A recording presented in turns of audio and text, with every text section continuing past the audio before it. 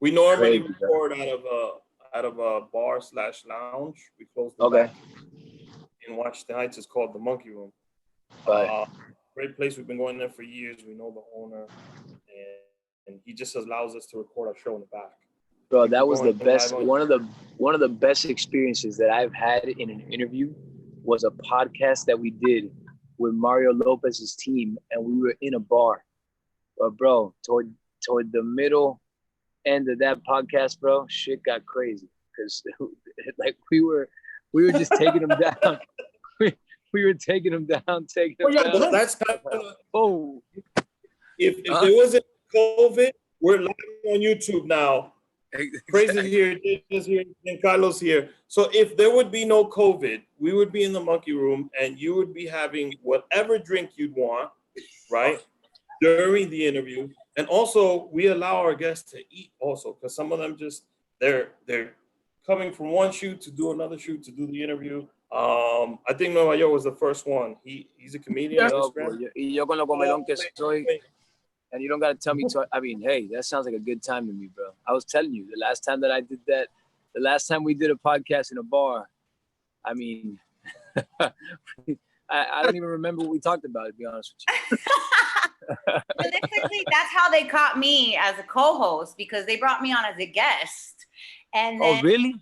They gave me food, they gave me drinks. So they're like, hey, Jayla, ya, ahí se acabó la historia. You were like, aquí mismo me quedé. Let's do something. We needed a female co-host, and we conned her to come on to our show. She was amazing the first time she was on. But some of our best episodes are when Rick gets drunk. I love drunk Rick. He's the best. I bet. That's great. That's awesome, man. Welcome to our podcast/show.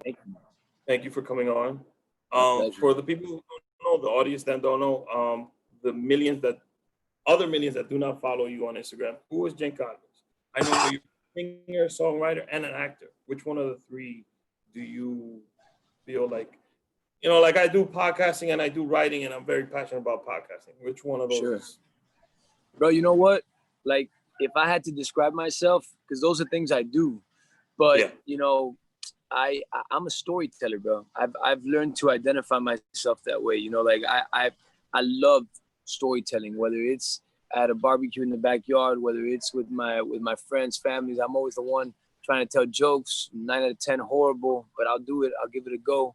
I always like the hosting, and art to me is that, bro. It's expressing the way you think, and through storytelling, whether it's with a melody, whether it's with music, whether it's through a character.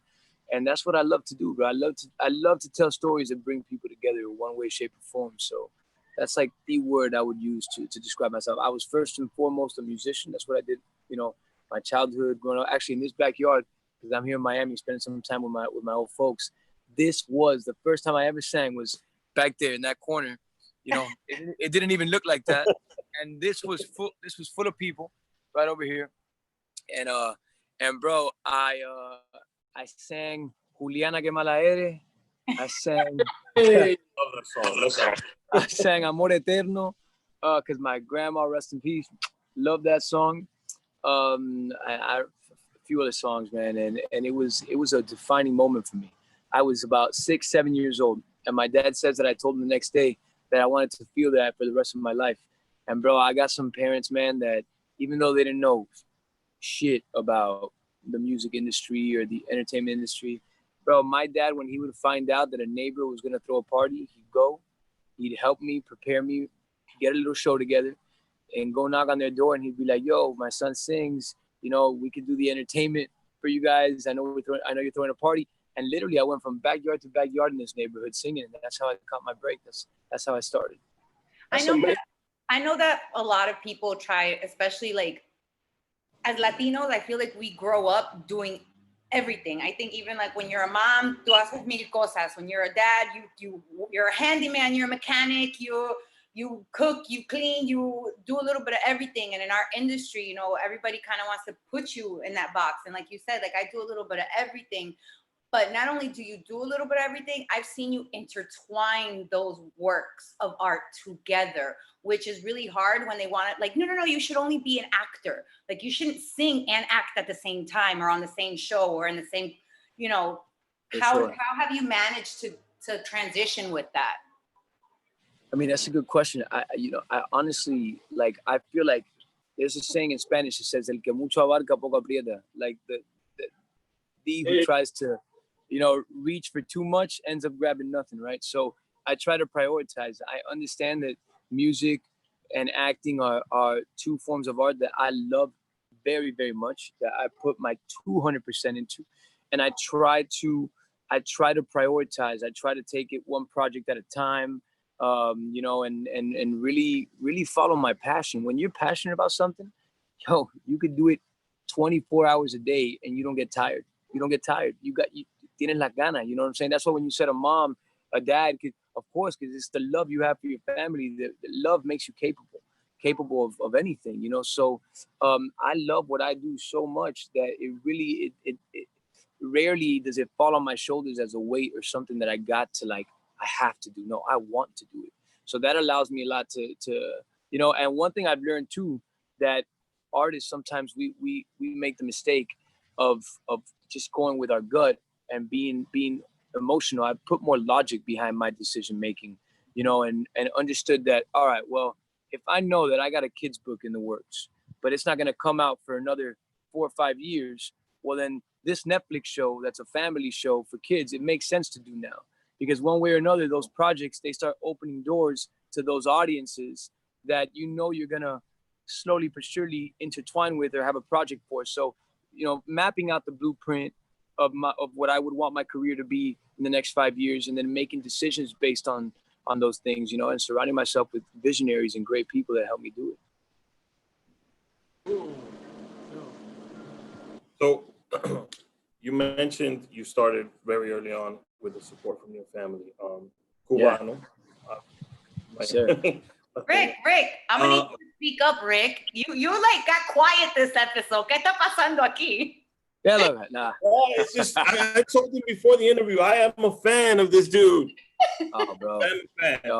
The respect. Not many guys would admit that, but I do, Very proud that you're Latino and you do what you do. What was your first big break? My first big break, I'd have to tell you that it was, meeting Rudy Perez. Rudy was the producer of Amor Quédate, of my first album. That's the main producer that really, discovered me really and said, I believe in this kid. So I remember that happened because of a commercial I did for Ford. My boy was working in the guy. I would always be David Miranda. Bro, his dad really. I started recording with him, and then him and I became close. And he was working for an agency that did music for brands. And he hits me up one day. I was like 15 years old at the time. And David goes, "Yo, Jay, they're looking for a song for Ford. They just wanted to say Ford a lot, this and that. They wanted in English and in Spanish. See what you do." And I wrote a song called Write It Like a Ford. That was like the slogan. Well, bro, long story short, they end up picking the song. They end up making me the face of the campaign. They end up grabbing the song title and making it the slogan of the company for the next 10 years. So it was a crazy thing. But I mentioned that because it was through that campaign that I became the voice of a foundation. And in that foundation, my dad had been, by the way, side note, sending for an entire year packages to Rudy. And Rudy never answered my dad, bro. My dad would send him a package every month. Check out my kid, nothing. And then this foundation did a gala at the end of the year. They always do this big gala. And they were giving these tables that were like $25K, $50K. And bro, I'm from Hialeah. Like, there's no way that we ever even, like, at that moment, I was like, oh my God, those tables are like, what? Who sits there? Like, who does that? And they were like, we'll give you guys a table, as a token of our appreciation for being a voice for the foundation. And I sit down with my dad and I go, bro, what are we gonna do? Like, we're gonna take away $25K from this cause just to sit there and dine all night. No, let's give them the table. Let's go. Let's do our job. And let's come home and eat with the family. You know what I'm saying? It is what it is. And guess who they give the table to, bro? Rudy Perez. So Rudy ends up getting the table that we give them. And then now Rudy, the guy we're trying to reach, is sitting down and about to watch me perform for an hour and a half, bro. And it was one of the most magical moments of my life, because I remember my dad going backstage and telling me, guess who's out there? Rudy. And he puts both of his hands on my face, kisses my forehead, and he goes, go do what you do. So I was fired up. So I went out there and I was in the moment, man. And then Rudy, my dad went to the table and Rudy asked my dad, he was like, what are you guys doing Monday? And then my dad was like, whatever you tell me. And he's like, come to the studio. And the rest is history, bro. We did the first album. We did Amor Quédate. And that night, you know, I could tell you that it's when I did Más Sabe el Diablo, or when I had this hit show, or when I had my first number 1 on Billboard, or this and that. But frankly, it was that night to me, bro. That night was one of my biggest breaks, for sure. Más Sabe el Diablo, the point in time where you were on every Spanish person's television. Crazy. In that point. And it was a novela. I used to watch novela. Every Latino that grew up in a household saw it. It's what you had to watch from 7 to 10. The 3 time slots that had 3 different novelas on. Yeah. You were also able to do music at that point in time, and that was the song on it. How do you go from a Spanish market to an English market? And that's very hard, because sometimes it's not many avenues for us Latinos. For sure. The thing is, man, I'm part of that 200% generation to me. You know, like I'm 100% American. I was born and raised in this country. You know, I was born and raised in Miami, but I'm 100% Latino. For me, it's not a 50-50 thing. You know, I feel like people like us, we really, we can swim in both of those waters. You know, my career, despite the fact that I was born here, and despite the fact that English is my first language, my entire career in the beginning was in Spanish. And I thank God that it went down that way, because it gave me an opportunity to really get to know like what the culture of, what the fabric of our culture is made of, bro. The diversity in the Latino community, you know, to have had the opportunity to live in Mexico for 6 months, to basically Puerto Rico, which is like a second home to me, Dominican Republic, which yo tengo familia en Bonao, in Guatemala, Nicaragua, Costa Rica, Panama, like really all around Latin America. We got the chance to travel, tour, and it gave me an understanding of what our people are about, bro. I knew that there was always going to be a moment. I didn't know when, but I just knew that when the opportunity came about for me to open doors for my career in the Anglo market, something told me it wasn't a matter of if, it was a matter of when, you know. And nothing. We get the call one day. I was in Mexico. I remember I was coming from Mexico. We were doing a show over there, and I get here and I get a call from Eva Longoria, and she's like, "Hey, is this Jencarlos?" I said, "Hey, what's up? Who's this?" It's like, "Oh, it's Eva." I go, "Eva?" She's like, "Eva Longoria," and I was like, "Oh, what's up, Eva?" Like, how's it going? Oh, Eva, yeah, of course. What's up? So she lets me know about the project that she was doing with NBC at that time, man, and they just happened to be looking for someone that was from Miami, that was a singer and an actor, that had a background in telenovelas. I was like, come on. Like I didn't even, it wasn't fair. I felt like I had been preparing without knowing for that role, like my entire career. So it was a little bit of a no-brainer, but I still had to audition. I still had to, you know, knock it out the park. Thankfully, you know, they liked what they saw. And that project was my first thing on American television. And Eva's been a godmother to me, bro. She's my sister. She's my mentor. She's been someone that believes in us hardcore. You know, we did Grand Hotel in 2019 on ABC. which we had a guest appearance on. She was directing and producing that show as well. So I'm just super grateful to have friends like that, man. And hard work at the end of the day, bro. Hard work, I promise you.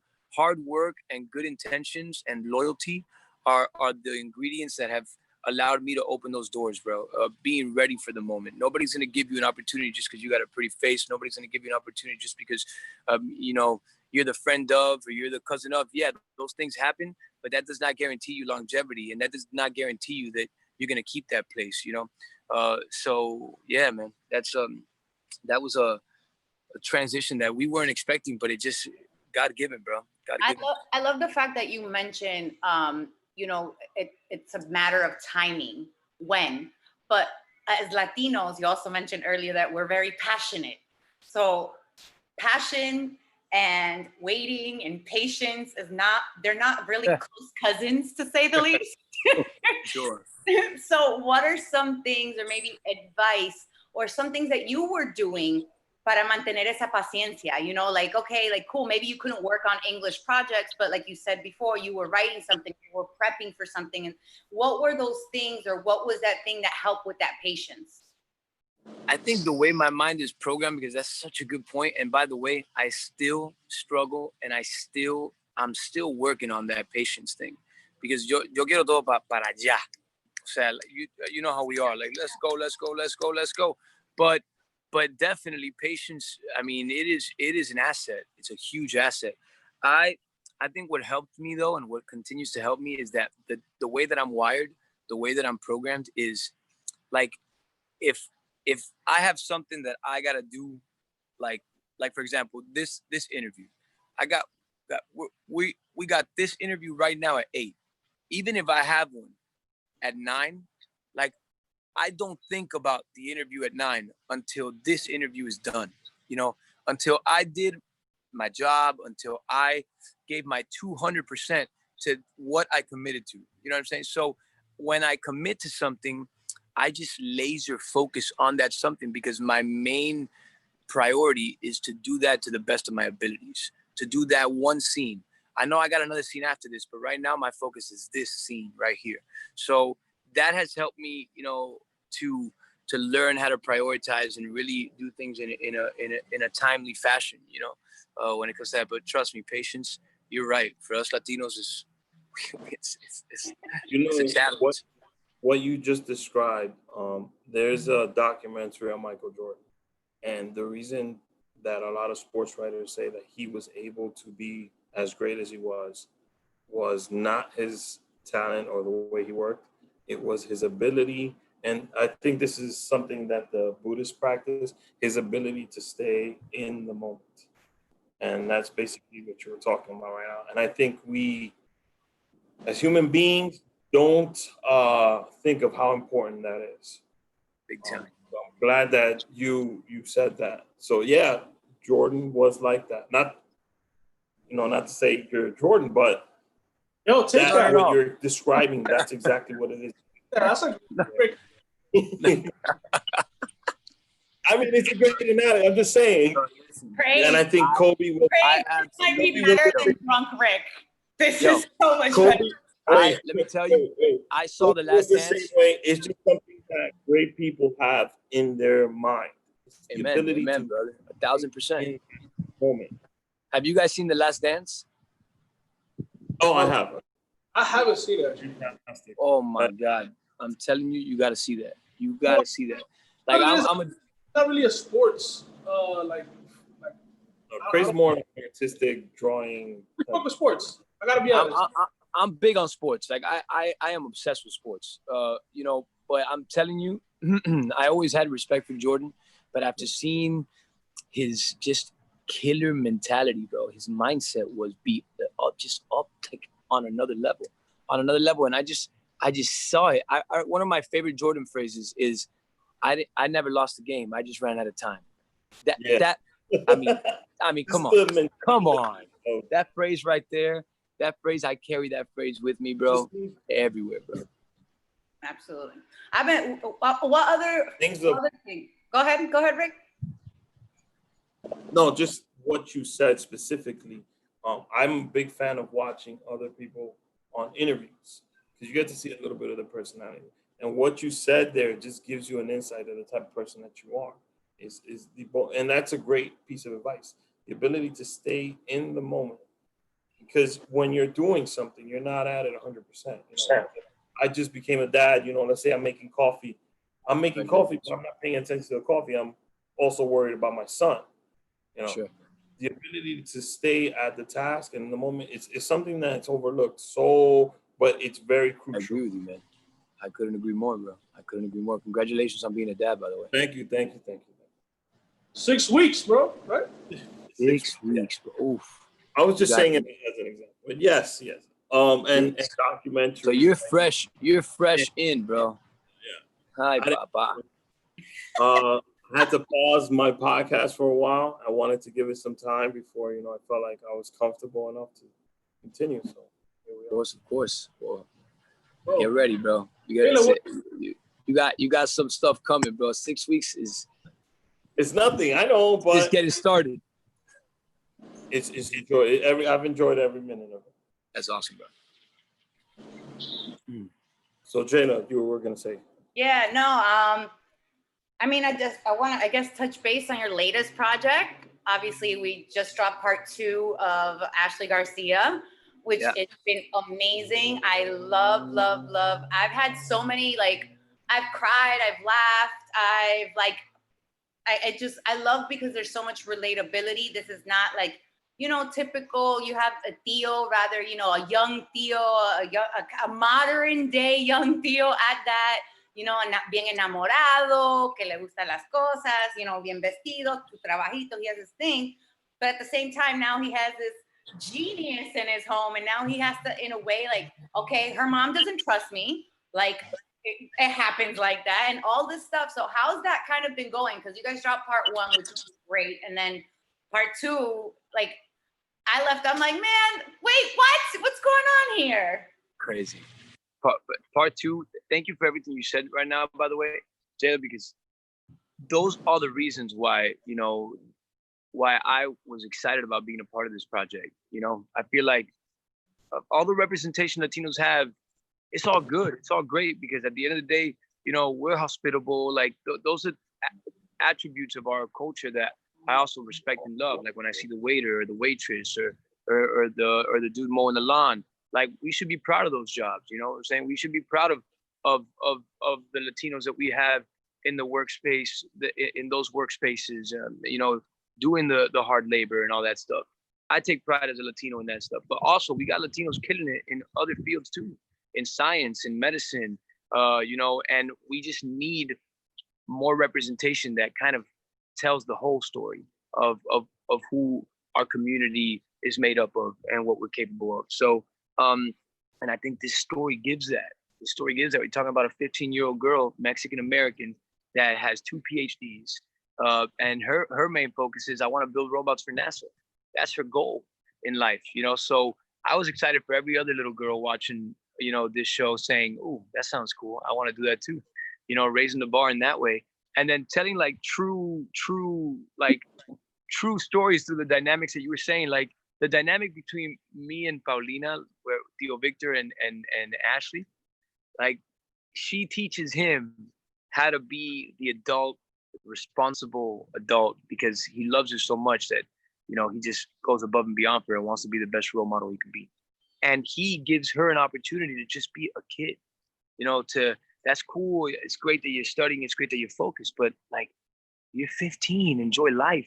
Everybody gets so caught up on the final destination. Everybody says, oh, I got to get to Z. I got to get to Z. I got to get to Z. But when you get to Z, they ask you to say the ABCs and you can't remember them because you didn't stop and maybe went into that bar, had a drink with a friend. You didn't stop and talk to that stranger that could have offered you some incredible advice. You didn't stop and look at that sunset. The journey to the final destination is where the real success lies, I feel. So I think that he gives her an opportunity to understand that. And that dynamic between the two of them is just magical. It's magical. Credit to the writers, to the entire staff. Seth Curlin, bro, one of the main writers on Friends, which is one of the most iconic shows in the world. David Kendall created Boy Meets World. I mean, I grew up on Corey and Topanga, bro. I grew up watching that. So to work with these animals, these beasts in the comedy space, Mario Lopez being our executive producer, which I got a lot of respect for, and we've become like brothers. It's just a real special group that genuinely cares about our culture. And I love that you guys drop subtle little cultural hints. Seeing you and Paulina sing together, not only when you guys did that on the show, but you guys did the snippets for social media, was phenomenal. I love seeing little things like, I'm in radio, so for me, seeing Piolin's radio show on a Mexican t-shirt on Tad's character was like, for me, just that little, like the hints you guys are dropping of like huge Latinoism, is really cool to see on camera. I got the chills saying it because it's really cool to see on camera. Hey man, it is legit. It is legit. Like, we got two writers, and they're as American as it gets. As American, like American as it gets. And one of the first meetings that I had with them, they were so genuinely interested in getting to know as much as they could about our culture. And I sensed that from them. These are two good-hearted dudes that really, created a diverse team around them, that really did their homework, really did their research. The quinceañera episode was super special to me because I grew up singing in quinceañeras, and it's a huge stamp in our culture. So I feel proud. I feel proud. And the second part is my favorite. Like, my second part is better than the first part. I'm probably not even supposed to say that, but I feel that. Yeah. So what's next?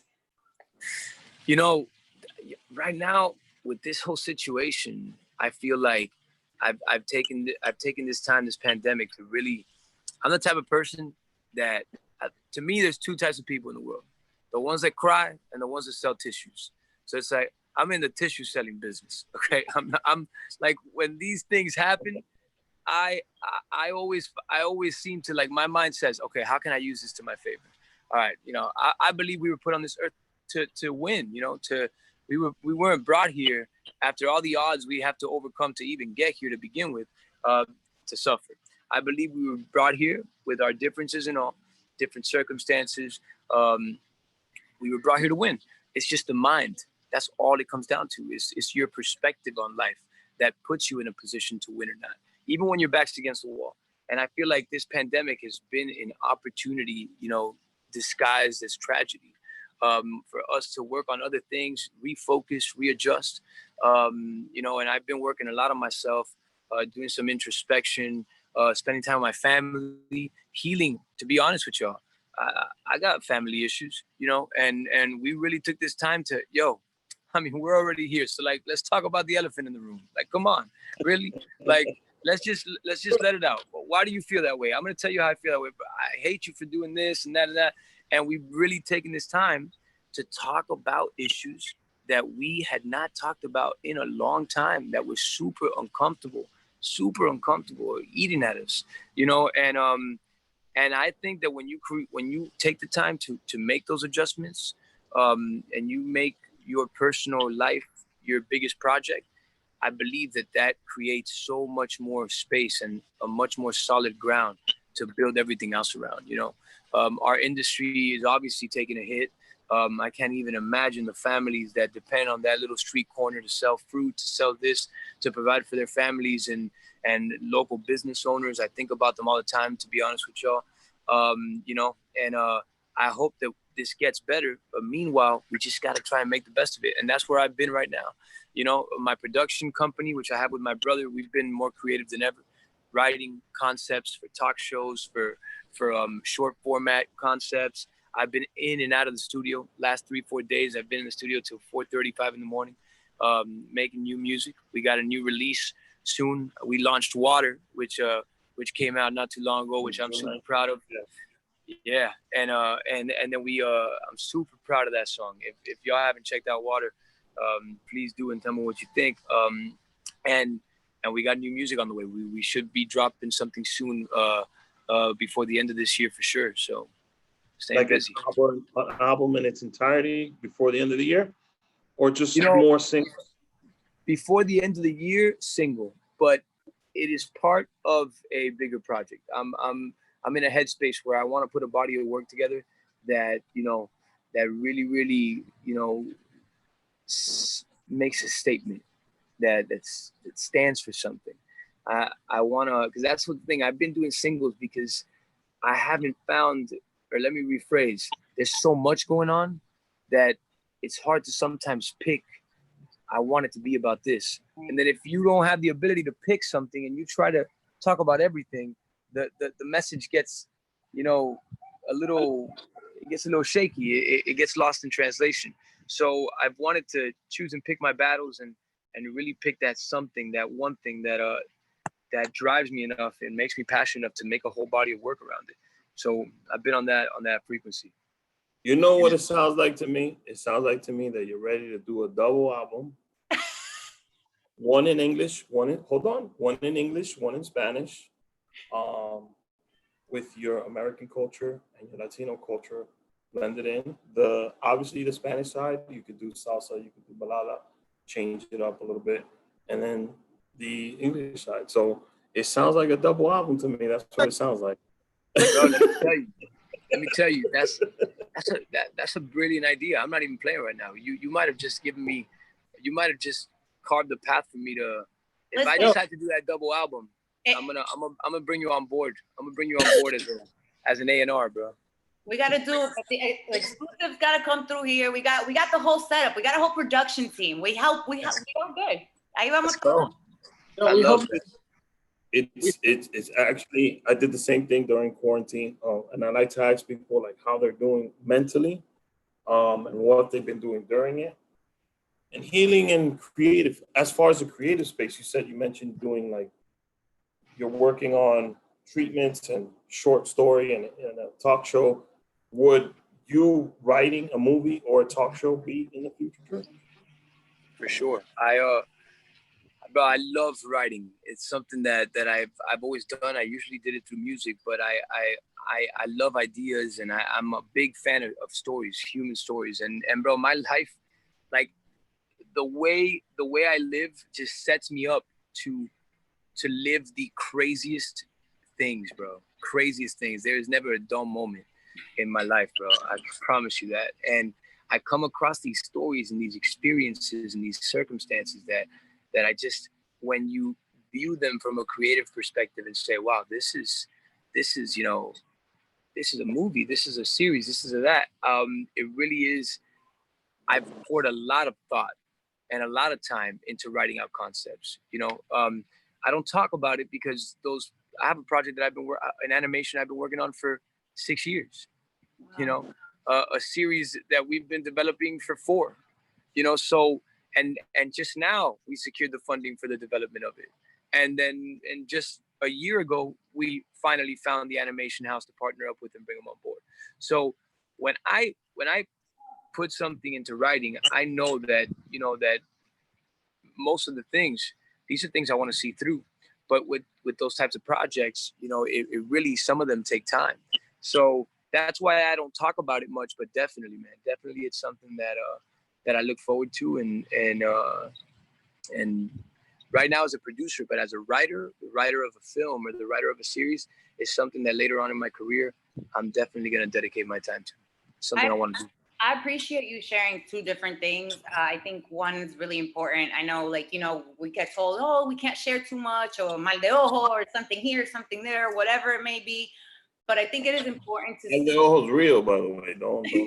But I think it's very important to still remind people that do these things, these projects. You as an artist, as an actor, as a person, like it didn't happen overnight. You put years, you put time, you put dedication, and like you said, not only that, but you have your personal life, you have your family, and Latino families are just demanding in general, and you talking even about breaking those cycles, those generational cycles, sitting down and having those hard conversations, especially in times like these, is very admirable. So congratulations on that, because not only doing what you do and your social media and all your fans and this and that, you're still finding that balance.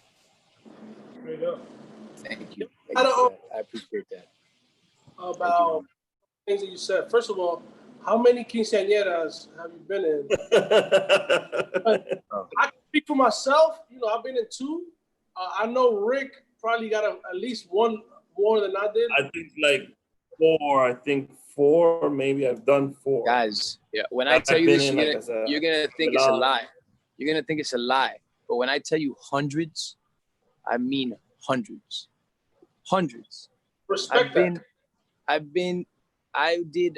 did, bro. We used to do when things were like hot.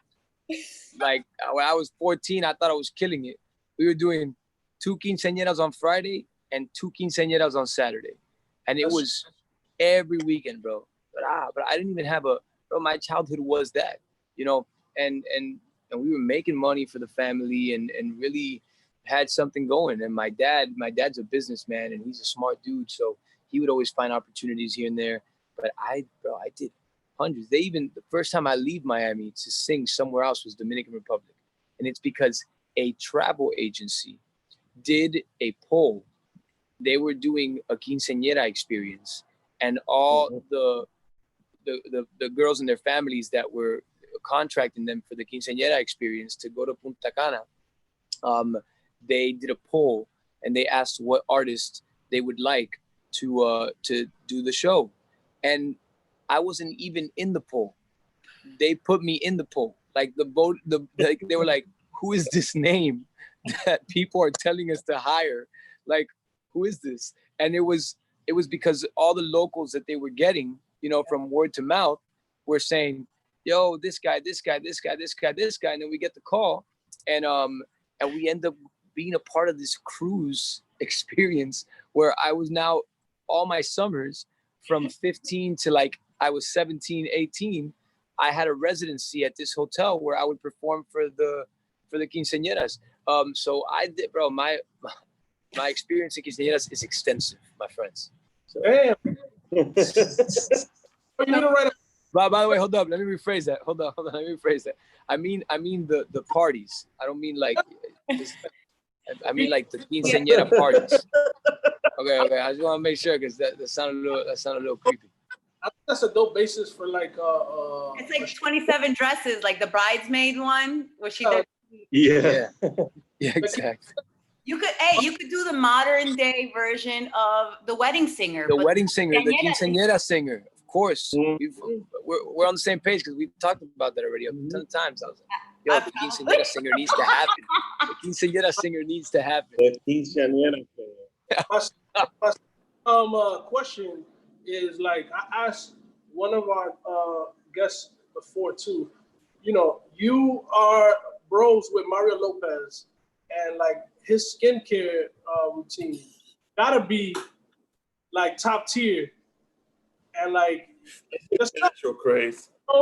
I've seen some of your filmography. You know what I'm saying? Skincare seems to be like an important part of this game. And I asked Jonathan, shout out. You know, he put me on to a few tips. I'm incorporating. Jonathan Fernandez, the makeup artist. Yeah.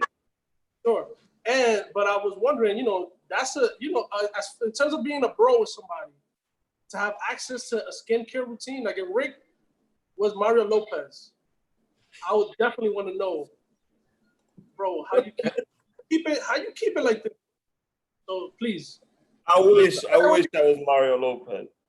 Bro, listen, you guys gotta, this clip of the interview, you gotta send it to me. I'm gonna send it to Mario. All right, let's start by. I'm gonna try to get as many answers for you as possible, bro. Look, we need answers. I'm friends with him. I'm proud to be friends with him, but like we haven't gotten to like the level where we're close enough for me to just be like, you're not ready. Yo, let me know like what's up with the skin routine. I haven't gotten it. You're in. That's what it is. We just gave you your in to ask Mario Lopez what his skincare routine is. 1,000% you did. Mario, I can talk to him about it and it's not gonna be weird. You know what I'm saying? I can talk to him about it and be like, bro, you know, I was doing this interview and they asked me for your skin routine. Can you help me? Can you give me some tips so I can give it to them? Of course I'm gonna use them. Tell me, bro. Just tell him like, yo, this weird ass dude from the Bronx. He was like, bro, What's Mario Lopez skincare? Bro, but listen to me. You're not that weird. You're not that weird. I said that I haven't gotten to the friendship level of asking him, but I've definitely thought it. You thought about it. I've definitely thought about it. I'm like, damn. Mario and Pharrell Williams are just enigmas. And Daddy Yankee. It's like they're like. Oh, Daddy Yankee got younger. Yeah, real Daddy Yankee. Daddy Yankee. It's like not even that's not just his skin. Even his head is shrinking. Like it's like he's regressing to a baby state. You know what I'm saying? It's the craziest thing in the world. Every time I see him, he looks like more like a newborn. Like Benjamin Button for sure. For sure. 100%. I feel like one day we're gonna wake up, he's gonna be a baby again. Don't forget how to sing and everything. He's gonna have to relearn everything. Sign him up for Menudo, the new one. Yeah. What? Sign him up for the new Menudo. Oh, he's trying to. He's trying to. For real. Hey, they'd probably say yes. To close out the show, we always do a segment called 3, 2, 1. We ask the guests to give us 3 things they've been watching, 2 things they've been listening to, and 1 thing that they do to keep their sanity. What are those 3, 2, 1 for you? 3 things I'm watching. Damn, I like sci-fi. Sci-fi? Yeah. Really? I like sci-fi stuff. I do, bro. I enjoy that stuff. The creativity, like it takes my mind to a different place, and as a creative. So I checked out the Umbrella Academy. I just recently started checking that out, which is pretty dope. Yeah, I know Vis a Vis is a series that I add, bro. Vis a Vis is legit, and they just came out with the last season that I have not checked out. Oh, bro. Craze got at me because I kept telling him, "Yo, watch this show, Vis a Vis." It's called Locked Up on Netflix. I watched the Spanish version. They're incredible. Amazing. Incredible. And to be honest with you, bro, let me think about something else that I'm watching, because those are the 2 things that really come to mind, because I've been in the studio so much that I haven't really been paying too much attention to what else is out there. I don't know if you guys have any suggestions so I can fill that 1 space. You mentioned the Jordan doc that you watched recently. For sure, but anything I haven't watched that maybe you guys have watched. You know what I'm saying? We were talking about it. I know it's very random because you said you like sports, but The Undertaker has a really dope documentary about his career, which is very, very amazing. Really? Yes. Wow. And even hearing his voice, because you bring up different things. Like for me, I'm like radio voiceover and like all of that stuff. So hearing his real voice and then like growing up with the person in my head that I knew, it was amazing. Well, that's what I mean, look, if talking about Mario, because we were talking about Mario, if that last project, I said Umbrella Academy, I said Vis a Vis, if I don't say Ashley Garcia, he's gonna be like, "Oh, you're a rookie. You slipped. You should have." That's he'll tell, bro, you're such a rookie. You slipped. You gotta put it in. But honestly, I saw a documentary. Now that you're talking about sports documentaries, the Hernandez brothers, Livan y El Duque. Yeah. I don't know, bro. I don't know if you guys have seen that documentary, but I saw it recently, and man, it's the 30 on ESPN that you're talking about. Yeah, but they actually have, the document, like a doc about it in Netflix, I believe. But if you search it, I'm sure it'll pop up. But it was great, man. It was great. It really gives you an inside look on what immigrants have to go through. And in the case of them, they're Cuban, but what both brothers had to go through to get to the major leagues, and the way it went down, it's such a moving, jaw-dropping story, man, that I recommend it. It was really good. I want to ask you real quick. I know you're gonna do the 2 things you're listening to and the 1 thing that keeps you sane. You're from Miami. You're Cuban. Are you into MMA? They're 2 very big. Am I into MMA? Yeah, they're 2 big UFC stars. Son cubano los dos. Masvidal, Romero. Yeah, of course. Those 2 for me You put him on any card, I'll watch no matter what. Me too. I'm so upset at the UFC because I genuinely feel that they've robbed Romero on more than one occasion, bro. Like I like as a fan, I'm emotional when it comes to sports. So like I vent, bro. I go on that UFC page and I'm like, bro, I go in, bro. I'm like, man, this guy can't catch a break, you know. But I love watching them fight, bro. I love watching them fight. Masvidal took that fight, you know, that last fight with and by the way, Usman, I know Usman. Him and I have spoken directly through IG. We voice notes. He's a stand-up guy, bro. He's a class act. Like I really got respect for the Nigerian Nightmare, bro. I love the dude. I got love for him. You know, Masvidal he didn't have enough time to prep for that fight. You know, that fight would have been much more competitive if he really would have prepped for it. But hey, we're only as big as would have been competitive though. I think if you give Jorge 6-8 weeks, he has to drop 20 pounds in 6 days. That's what I'm saying. He took the opportunity and ran with it, and that's exactly what he needed to do. Get another one, and that's what he knows how to deal with it. Of course, because that's who he is. You know, he's gonna take. I mean, you wave a steak in front of a hungry dog, it's gonna they're going for it. You know, like and Masvidal don't play. He does not play. Like that guy is a real deal. So I think that this loss, though, everything happens for a reason, bro. I really think that this loss is going to make him better. You know, I think that, you know, he had nothing to lose going into that fight if he lost it, because everyone knew that he had to drop that amount of pounds in those days.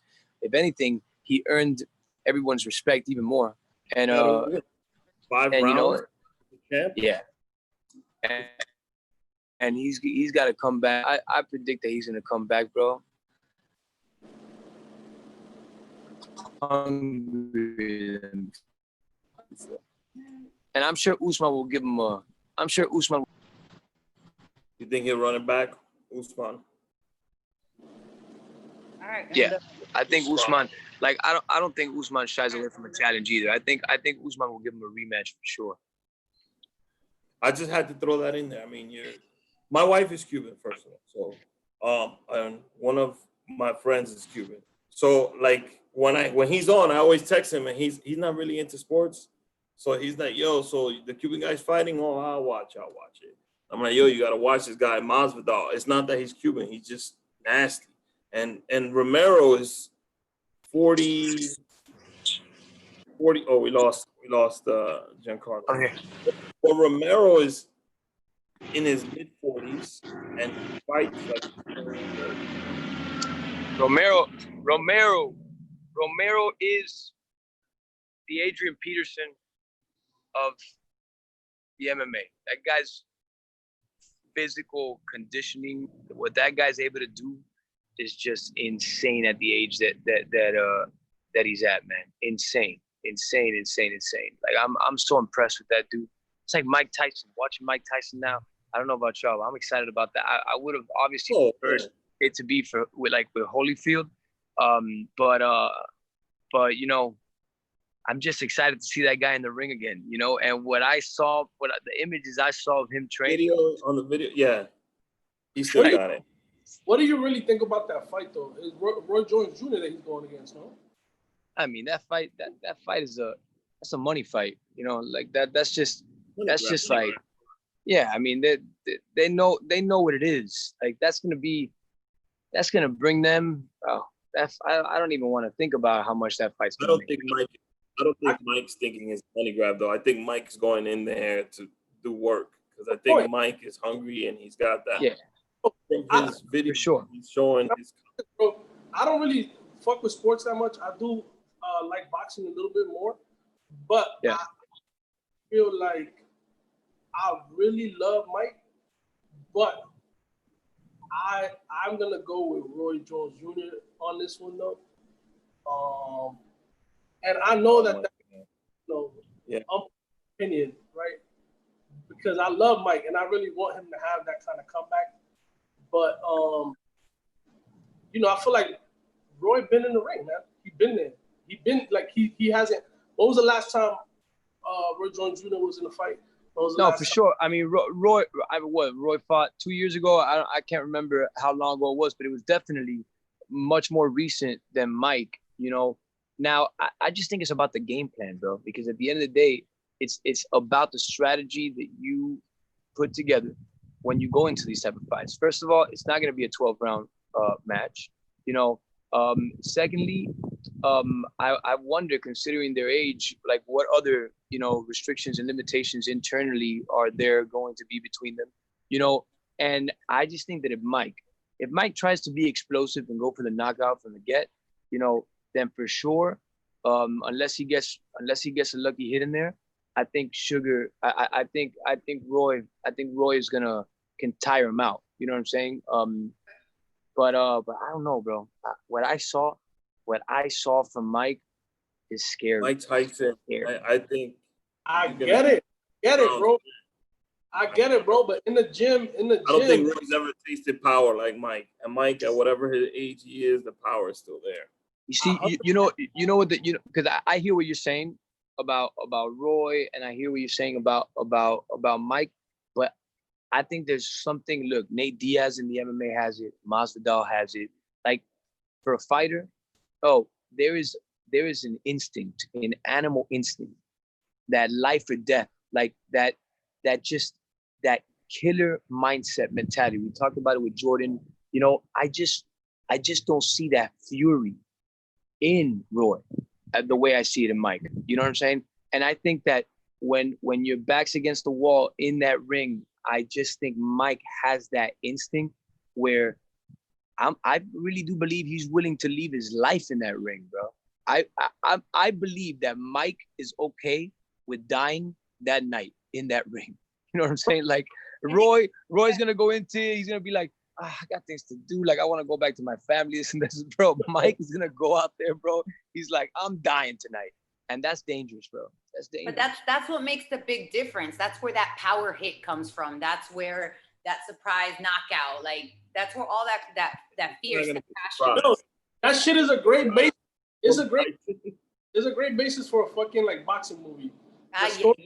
The story that you're telling is a great basis for a boxing movie, but yeah, conditioning is a real conditioning takes. But have you seen? First of all, have you seen Mike's picture?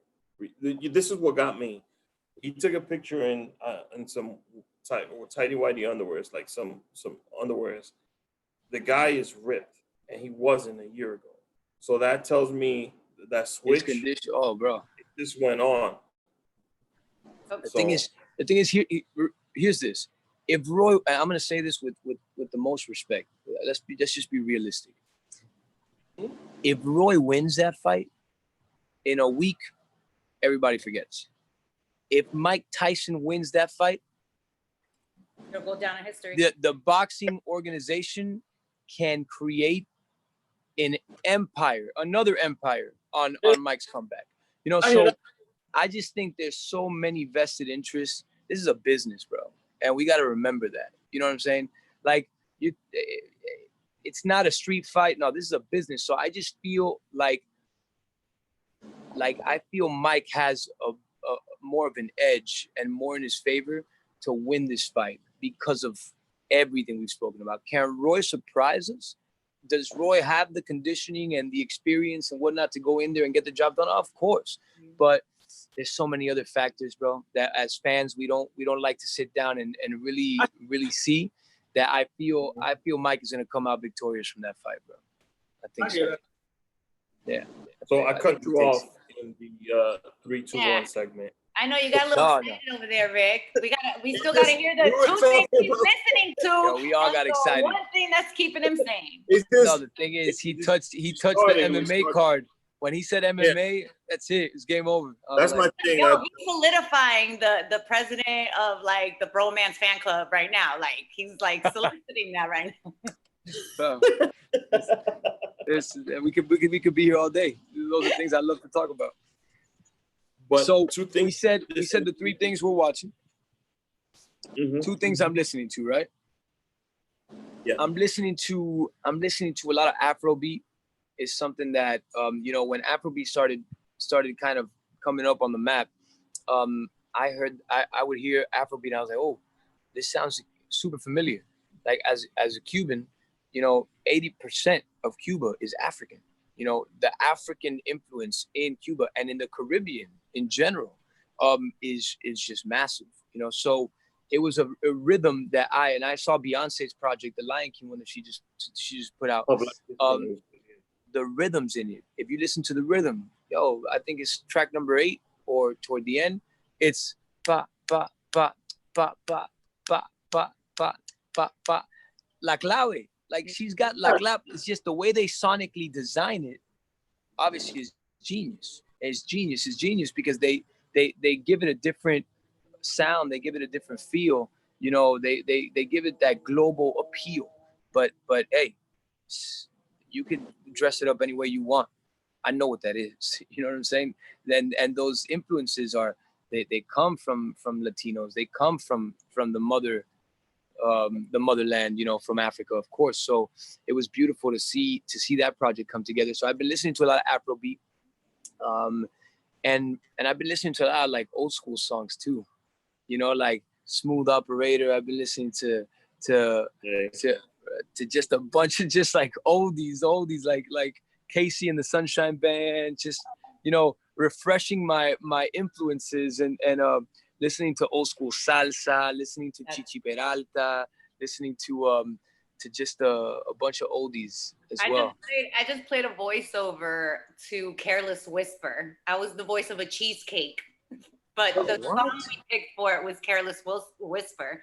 So it was really funny. I used to like a lot of the old school because I've been like in that vibe, like 80s vibe, like stuff. Yeah. I've been listening to a lot of that. There's so much good music.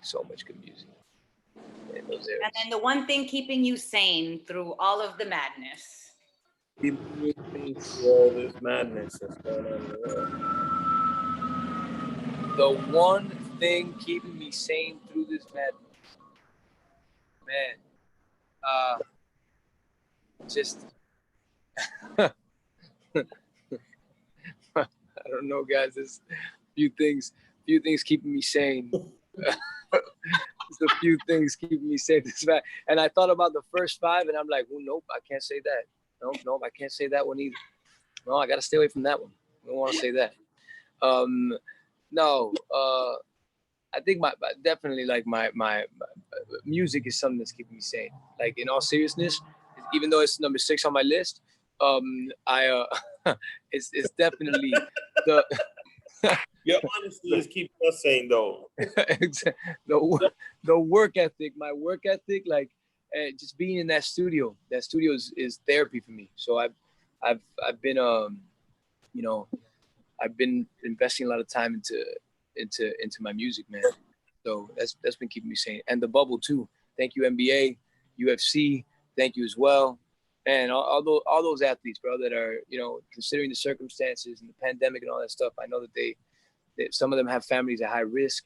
I respect that, you know. I respect that they're putting themselves at risk.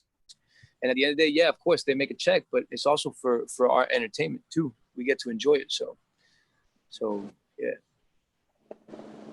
I want to thank you for coming on our podcast. I appreciate it 100%. Messages that you dropped about being in the moment and just always being determined. And if something's for you, it's for you.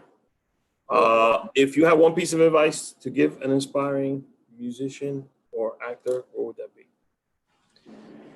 Man, first of all, thank you guys for having me on. You know, I appreciate that.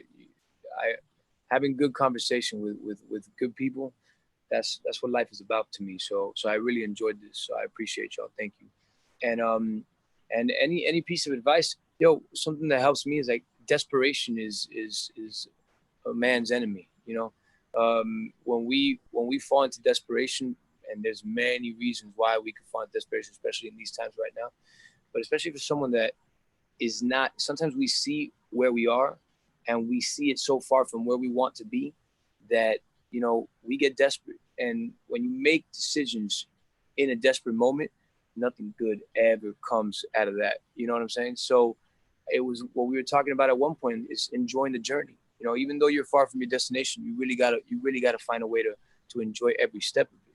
Because if not, then, you know, you're constantly battling with the fears and with the doubts and with the self-doubt and with all these things that contaminate your peace of mind and being in the moment, you know, really being able to enjoy and soak it all in and saying, yo, I am here. It's not that something good is coming. Something good is already here. I'm breathing, I'm alive, whatever it is, you know, shit happens, but we're here. So I always tell myself that, and it helps me to you know, to navigate my decisions in calm waters, even when the storm, you know, is at the door. So yeah. Sure. Thanks, Ben, for being on the show. Thank you so much. Water is available now on iTunes if you want to download it, and also on Netflix. He has a show. If you want to see it, Expanding the Universe, because everybody says Ashley Garcia. The name of the show is Expanding the Universe of Ashley Garcia. You can watch all 14 episodes on Netflix. Yep, right part 1 and 2. Don't miss it out. Again, thank you so much for being with us. I really appreciate you guys. Buena suerte con todo and all the future projects. And don't forget to ask Mario about that skincare routine. I'm gonna ask. I got you, bro. I love that. Hey, thank you guys. Ciao. Have a good one. All right, ciao.